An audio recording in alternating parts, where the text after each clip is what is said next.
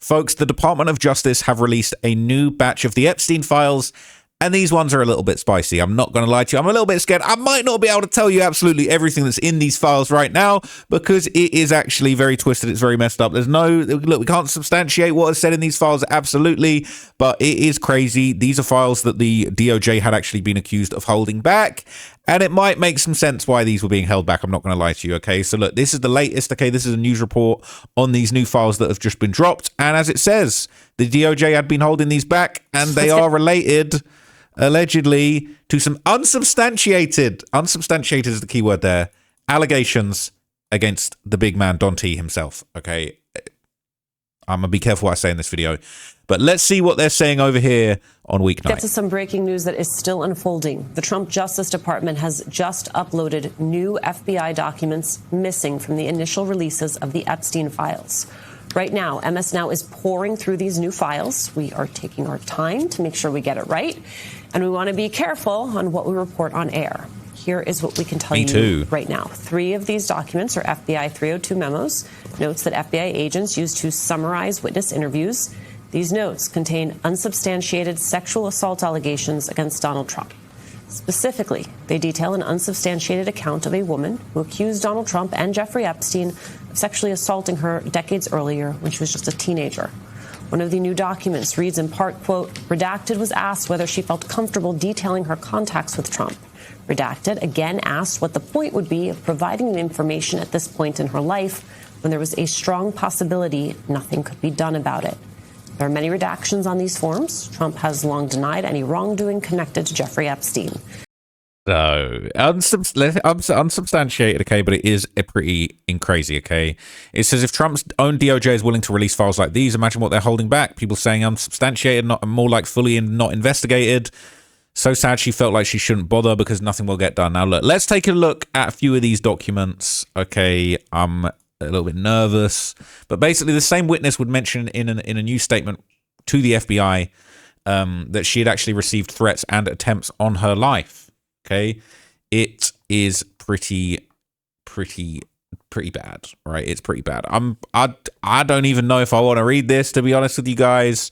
She gave a whole bunch of details, a whole bunch of things. She said since the assault suffered at the hands of Epstein and his associates, she was threatened on numerous occasions by unidentified people she believed were connected to Epstein's mother. Blank's mother was threatened on numerous occasions prior to her death. The first incident Blank could recall occurred in approximately Blank when Blank was 16 to 17 years old, was living in a suburb of South Carolina at the time. Blank's mother had been arrested for embezzlement and could not pay the restitution. Blanks called Atkins at the university where she worked, unidentified, to ask him for help. She recalled she asked him why he fixed her mother's real estate books, only to later turn her mother into the police. Atkins then responded to Blank by stating words to the effect that he did not give a shit. If you will end up in the gutter, don't ever contact me again. Your mother knows what will happen. So for everybody saying that these Epstein, you know, there was no blackmail, it sounds like victims were being blackmailed and having their lives ruined. So Blank recalled receiving threatening phone calls primarily that begun to occur after Blank gave birth to her daughter in Blank. Several calls listed as no ID on her caller ID system were made to Blank's telephone. The voicemail content primarily included only noises. However, during one call, a man unidentified stated, F you better keep your mouth closed. The man subsequently hung up. Blank was threatened, sometimes every 2 years, then at random times. Blank never recognized the voices during the telephone calls, but she was certain the callers were not Epstein, Atkins, or Trump. The callers did not have very heavy New York accents. She clarified that Epstein did not have a very heavy New York accent in general. However, he said certain words with an accent. I feel like Epstein did actually have a very New York accent. When you watch that video he did with Steve Bannon, he talks really like a New York. He talks like classic New York. He talks like a Woody Allen with a lozenge in his mouth. But anyway, in approximately Blank's mother fielded threat calls as well, made by individuals telling her to leave the island blank. Mother was most likely threatened in person. However, Blank did not have specific information regarding in-person threats. One of Blank's mother's previous husbands, Blanks, also received at least one threatening phone call at some point. No further information. The last call Blank characterized as threatening occurred in approximately December or January while Blank was working at Blank. A co-worker received a message on their work landline that was intended for blank. The man on the message said that he was either Kevin or Keith, and he was calling from blank's doctor's office to check on her. Blank only listened for a second and didn't hear the entire message. Blank's doctor had no idea where she worked and would never have called to have checked on her. Blank stated she told the daughter about the call, and her daughter subsequently called the doctor in an attempt to confirm the call to blank. The doctor's office stated they did not call to check on blank. Blank told her boss that she had to take her daughter and leave immediately. Blank believed the incident to be threatening and related to Epstein or maybe his associates. Blank stated under her breath that it was not Epstein, maybe it was the other one. When asked to identify the identity of the other one, Blank stated, it begins with T. Blank was asked several times if she could estimate how many times she received threatening phone calls that she associated with Epstein and his associates. Blank could not provide an answer, indicating there were numerous threat calls throughout her life. In the beginning, the threats were regular. They later became sporadic, and a year would go by in between incidents. During the past 4 years, the threats increased a little from one or the other. When asked to clarify what she meant by one or the other, Blank stated she did not wish to further discuss that comment at this time. Administrative note, immediately after indicating she did not wish to expound on that particular statement, Blank looked at her attorney and stated when he was running. At that point, Blank's attorney stated, more tracks to cover. Blank repeated the statement back to her attorney. Good God. Can we... I'm scared. I don't know who they're talking about. Blank recalled receiving several hang-ups and a lot of brief telephone messages that included words to the effect, we know where you're at, you need to keep your mouth shut. The people who called knew Blank mother was in a specific assisted living facility. Blank initially stated the individuals possibly called her mother, but when asked how she knew they were aware of her mother's residence, in particular, a particular assisted living facility, Blank stated they called her mother there. The call to her mother included rude language about her mother's age and health. When asked what made Blank think the calls were related to Epstein and his associates, Blank responded that she did not think the callers ever said they were calling. She said that she did not think the callers ever said they were calling on behalf of Epstein or another man that's important. Blank does not have any other issue in her past that would explain years of harassment and threats. Since the threats began, Blank has 4 to 5 close calls where she was almost run off the road. 1 or 2 incidents occurred prior to Blank. I wonder what that Blank is. And one approximately 2 years ago during the Blank incident. Blank and her mother were driving one night on Interstate 5 near Blank, Oregon. It was dark and rainy that night. One car behind Blank repeatedly turned its lights on and off. Then that car and another, both described as nice, black or blue, then attempted to run Blank off the road. The car to Blank's left was larger and 4 doors. She recalled an 18-wheeler was driving in front of her at the time. Blank did not wreck her vehicle during the incident. After the incident, her mother began crying and Blank pulled over.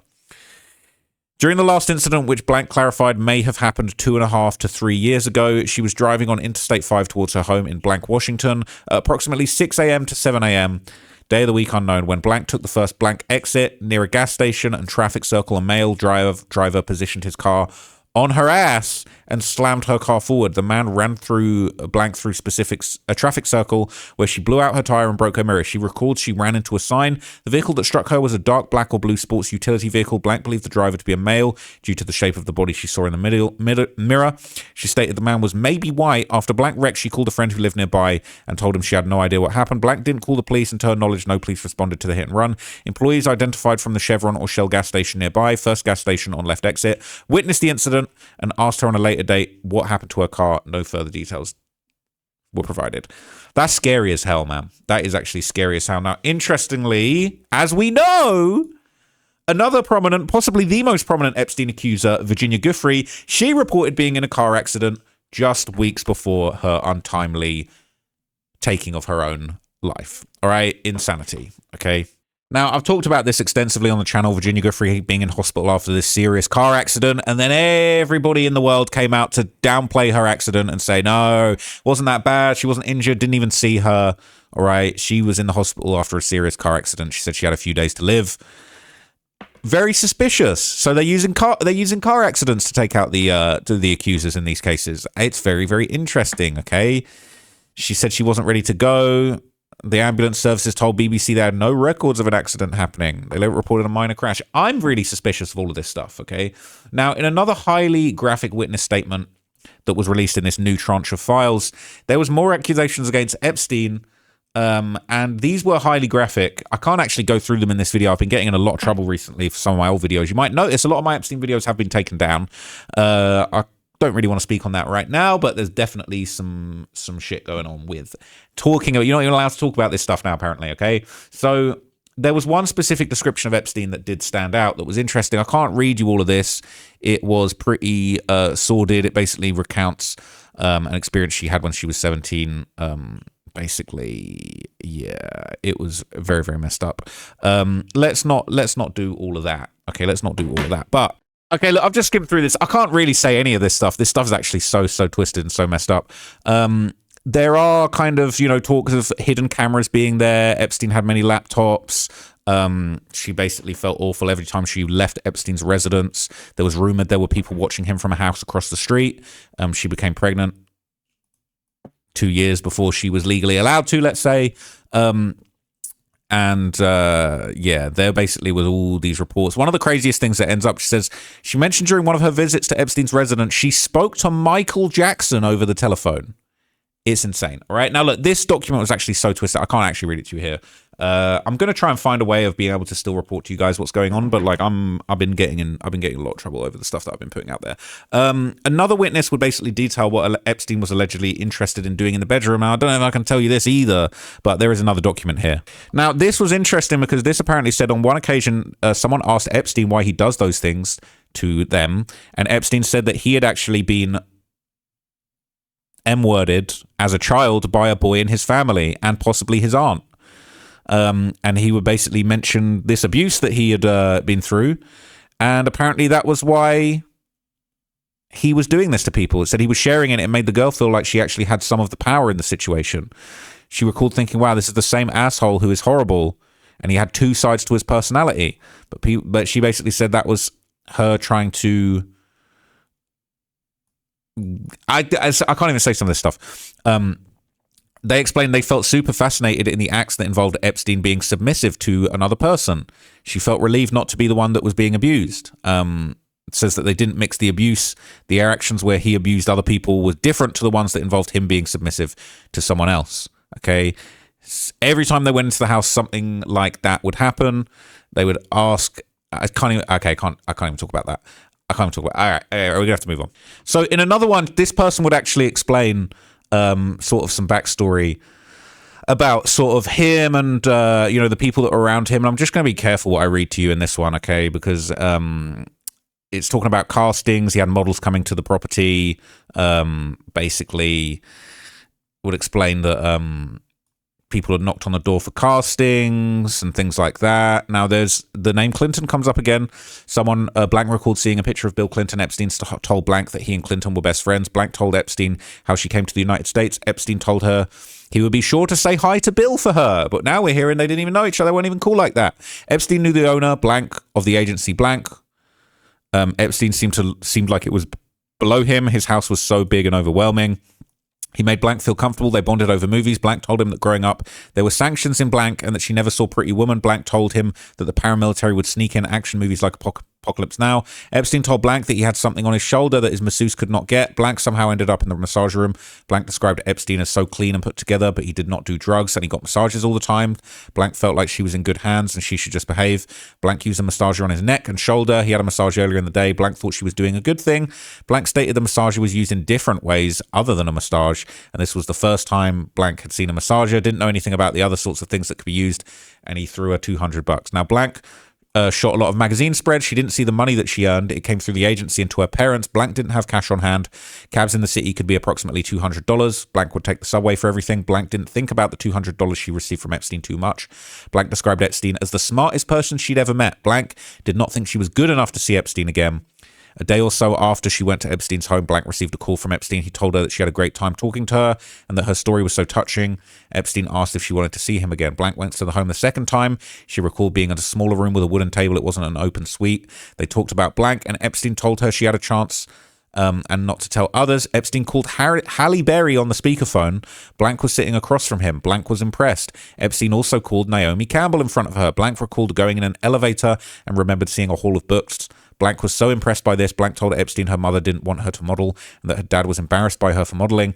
Epstein talked about science and brain studies in the skull. It all went over Blank's head. Epstein told her if she did well on her SATs, he had pull at Harvard.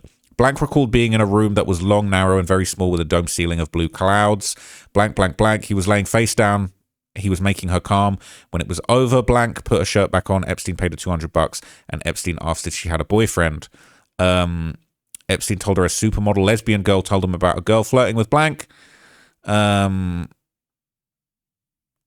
He told her that there was a study that if one finger was longer, there's more testosterone, and that maybe she was into girls.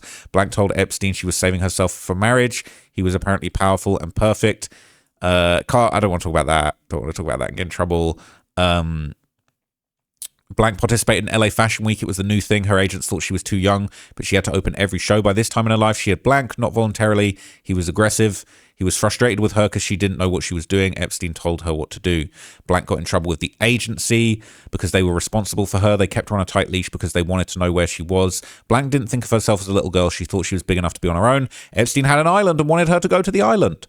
Blank's grandfather passed away in the winter, December 2004, and in late January, early February, she had a show.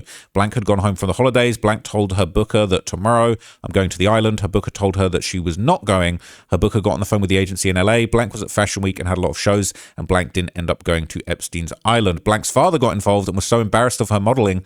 Blank was in Teen Vogue. Blank described her father was not a good husband. Blank didn't respect her father. He was not speaking with her. During this time, her mother was calling Blank, described her mother as neurotic, had a scar that turned out to be cancerous. Epstein called her from an unknown number. Blank thought, well, my own father doesn't even call me like that. Blank felt if it wasn't for Epstein, then no one would care about her. Epstein would tell her what to wear and give her advice.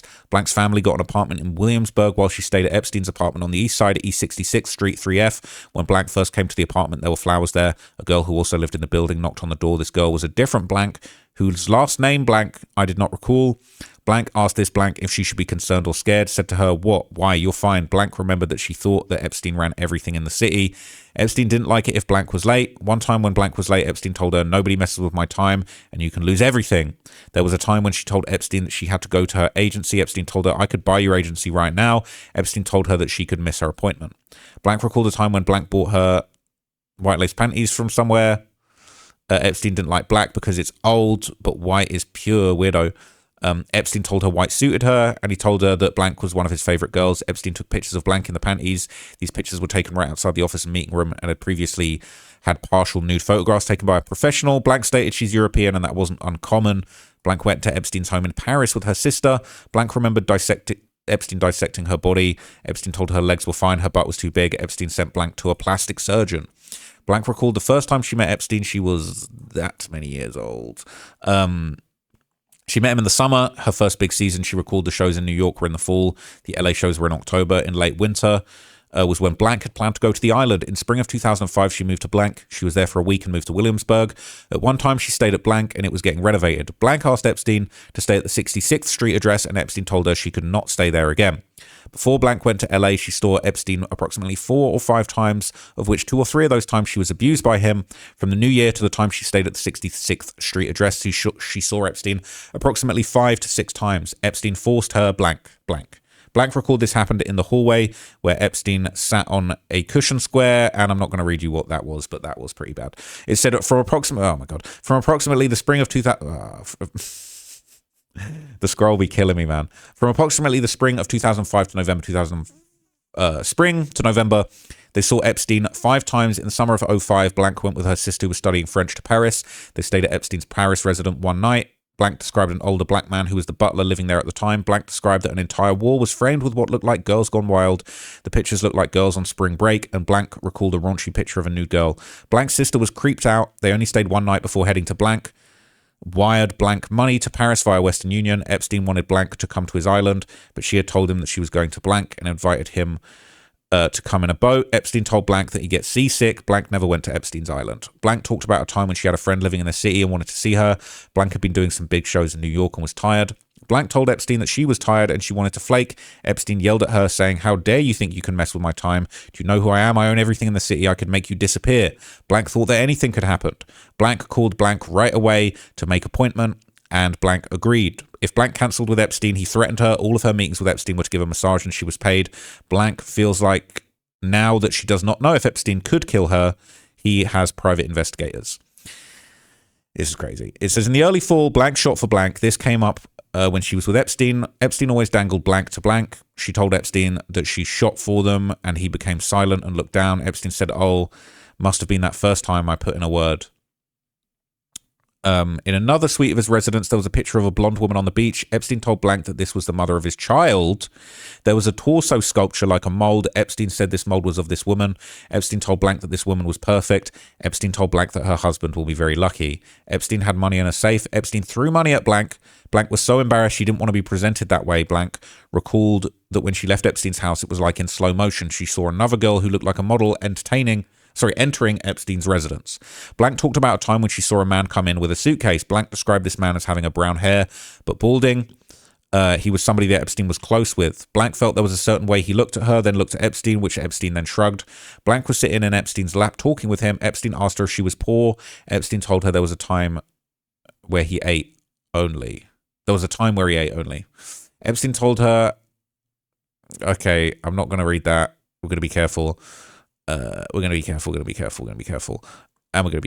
Oh, God. Epstein told her, "I'll be mad if you give me a disease." If blank was lying, she felt like she'd have her killed. After scrubbing down blank, in the hallway, he screamed at blank, "She's good at bad stuff." Blank wanted to harm herself. She became suicidal, had a panic attack, and had a campaign that had to be put on hold. Blank was scared of Epstein. In 2005, Thanksgiving was coming up. Blank wanted to go home. Epstein bought her a return flight ticket, which was emailed to her by Epstein's assistant, Ghislaine Maxwell. There she is. Blank never went back. Epstein still called her and tried to get her to go to the island. Epstein always called from an unknown or blocked number.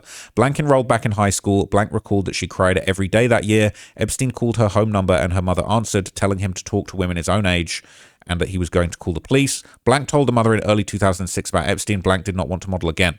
Blank recalled that her friend who had heard Epstein threaten her was hanging out with him when Epstein was getting busted. Her friend sent her a link in 2007 about Epstein. Epstein was very charming to this day. Blank was afraid of him. Blank felt that she was so naive and felt ashamed. Blank applied to blank and other large universities but avoided Harvard and New York schools because a lot of bad memories revolving around Epstein. Blank cut her hair and changed it when she came back to New York. When asked about Blank and other people who assisted Epstein, Blank said they were friendly. Yeah, that's crazy. At least I could read you some of that. Now, there's another witness account. I'm going to try and read you some of this, but I really can't. Oops, daisy, we got our trafficker in chief there. I've just got to be careful about what I say. Look, I'll just be real with you. You guys can go and do a little bit of deeper digging in your own time, but I just can't have any more accounts of specific certain types of scenarios. But another witness account, it didn't allege any crimes. It did provide more insight into some of the people that Epstein surrounded himself with and the events leading up to his arrest. So this said, there was an interview basically with the attorney of the United States, and basically they provided the following information. Blank went to high school in Rhode Island and attended college in Ohio. She graduated college in 1986 and moved on to study at the New Center School for Health and Massage Therapy. Blank graduated in 1990. In the late 1980s, she worked various jobs in television as a production assistant and also does some jobs in modeling and acting. Currently, Blank is a health coach and does body work with clients based in California. But when Blank was 29 years old, approximately 1993, she was working with a client who referred to her as Ghislaine Maxwell. This was around wintertime and Blank massaged Maxwell twice. So Maxwell was getting massages too. Blank was living in New York City at the time and massaged Maxwell in her small Upper East Side apartment. Maxwell then referred to Jeffrey Epstein, telling her that he needed his feet worked on. Blank goes to Epstein's Upper East Side townhouse around 76th Street. It was not his mansion. Blank worked on his feet. Epstein asked if she could massage him more on a regular basis, which she says yes. After about 1 week later, Blank started seeing Epstein on a regular basis. She would see him about every day, if not every other day. She would see him around 9 a.m. She did this for about 2 years, but not when he traveled. He had a gym room for Pilates and ballet, which had a massage table in it. Blank worked on him in both the New York and Palm Beach locations. When she went to Palm Beach, he would fly her in on his private jet. In the beginning, she was going there about every other weekend. This went on until approximately May. Blank would stay in a guest room at his residence. When she would travel to Palm Beach, Maxwell would sometimes travel with her. A woman named Frances Lanou, who Blank referred to as Epstein's girlfriend, would also sometimes travel. It seemed like to Blank that Maxwell and Epstein were dating at first, but later thought they were just friends. Maxwell behaved as if they were dating. Maxwell would kiss him and put her arms around him. Blank traveled with Epstein for a total of 6 years, but the last 4 years of her time with him, she traveled much less often than every other weekend. Other homes of Epstein's that Blank traveled to was in Paris, Little St. James, Ohio, and Chicago. During this 6-year period, Blank was paid about $100 for each massage she gave and was not paid a salary. She did not have any other job responsibilities, and she did on occasion occasion massage other people. She would massage whoever Epstein's girlfriend was at the time. Maxwell, perhaps only 2 times. Francis Blank. Prince Andrew, most recently at the New York house. Oh, no. And a certain very well-known man allegedly massaged his feet on the plane from Palm Beach to New York. Blank massaged 2 male friends of Epstein's but does not recall their names. Blank never showed someone how to massage. Blank knew of a woman named Blank, who is a Florida-based massage therapist who used to work on Epstein. After this 6 years, Blank stopped working for Epstein because she got a divorce from her husband and moved to California. Epstein would call to check in with Blank on occasion after this, but Blank did not work for him. Epstein asked Blank to work on a man who came from California on one occasion, but doesn't remember his name. Blank does not recall anything weird or odd with her relationship with Epstein. Blank recalled a man named John and his wife who would work in Palm Beach. She recalled a man named Jojo and his wife Lynn who worked for Epstein in New York. She recalled a husband and wife couple that worked for Epstein at Little St. James, but does not recall their names. Blank does not recall any other frequent travelers with Epstein. Blank does not recall any females being around Epstein's homes. She recalls women in their early 20s. Minor females, but she did recall women in their early 20s, specifically Francis and Blank. Blank was asked about flight records, recalls in 1994 being on a plane with Francis, Epstein's girlfriend. Flight records show they flew to Michigan, but Blank and Francis do not appear on the return flight. Blank does not recall that flight going to Michigan, but references a similar flight that was to Chicago. She states that it happened that they would fly to a particular location on his jet and return home separately on a commercial flight. She's not sure why this would happen. Blank also recalls flying with Dawn DeVito in 1994. DeVito was a yoga instructor. Blank, possibly Epstein's goddaughter, also flew with Blank. In 1995, Blank may have flown with Blank, but is not sure. Blank recalls Eva being the mother of Blank, who is friends with Epstein and lives in New York. Blank does not recall someone named Blank. The last time Blank speaks with Epstein was around March of 2019. Prior to that, Epstein would contact Blank every few months to check in. Epstein called Blank the first time he was arrested to tell her that he was going to prison. He let her know that he was going to jail for a year and a half and did not tell her why. Blank doesn't specifically recall what he said about why he was going to jail, but thinks maybe it was discussed. About 20 years ago was the last time Blank spoke with Maxwell, and Blank recalls a trip to Aspen with Francis. Now, this is pretty crazy stuff because these new files are just giving more of a backstory as to the inner workings of this enterprise. As you can tell, there are certain aspects of this I don't want to talk about just for my own protection, just to not get in any trouble. I love my life. I love to be able to go to America when I please, so I definitely don't want to get in trouble over any of these things. But some pretty crazy shit in these files. I'm not going to lie to you. You might have to go and read them all in full yourself. Definitely very scary, talking about how they were apparently trying to run people off the road. I believe it. I've seen so many suspicious deaths and just straight up murders connected to Epstein that, you know, it's hard for me to believe that there weren't murders or attempts being made to basically protect this enterprise. Now, I'm going to do a big full-blown deep dive into all of the people that were killed, died suspiciously, in one big video. It's going to be a crazy video, okay? So just hold tight. I'm going to drop that very soon, but I'm working on that. I'm trying to make that as deep and detailed as possible. But it is just really sad to keep reading these accounts and to just see how sad and just out of control this awful trafficking enterprise was. I do have some more updates coming for you guys. Sorry that I couldn't be a little bit more frank in this video, but I feel like I do actually have to be careful what I say. And a lot of the Epstein videos, I've had to make some maneuvers, let's just say. So I hope you still found that update helpful. Maybe you can read between the lines. Maybe you can dig a little bit deeper in your own time. I will be digging even deeper, but I do need to just be careful what I'm saying, at least right now, with everything that's going on. But anyway, thank you so much for watching. I will catch you guys in the next video. I'm very grateful that you have been using me as your news source. I went on a little trip, which I'll tell you about soon. Maybe there's a little clue that you might catch. But I have a very, very interesting project that I filmed somewhere recently that I will be dropping very soon. So I'm really excited to show that to you guys. And yeah, I'm just getting back into the flow of things because I was still making videos on the road, but now I'm back in the stew, and I'm going to be cooking up a whole bunch of stuff for you guys. So thank you so much for watching. I'll catch you guys in the next video. And for now, I'm out. Peace.